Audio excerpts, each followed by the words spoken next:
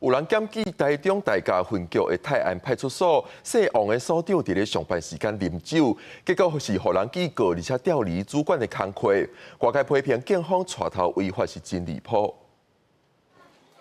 烟火开甲真水，尤其真济伫台中有上水派出所之称的大甲警分局泰安派出所，烟火过期间勤务真无闲，也毋过即马煞传出2、3册巡官姓王所长，互人检举初次上班时间到警友开设的餐厅饮酒，连带批评警纪歹，劳师拉开涂骹。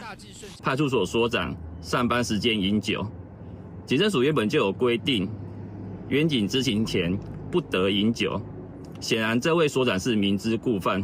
若要外出执勤，那这名派出所所长不就成了酒驾现行犯吗？所以这是非常离谱，而且根本是带头违法的一个状况。今年1月，台中市交通大队一名姓陈警员，假公务利用经济口座密码登记警政署警政治小联邦查询133笔民众故事，互警政署移送法办，互法院判刑。即马佫发生执勤饮酒的警纪案件。大甲分局督察组事后对姓王所长酒测达到每公升0.02克，直接记告处分，搁调离主管职务。王源经酒测值虽未达公共危险罪标准，仍属违反勤务纪律行为，严重影响警察形象，并造成社会负面观感。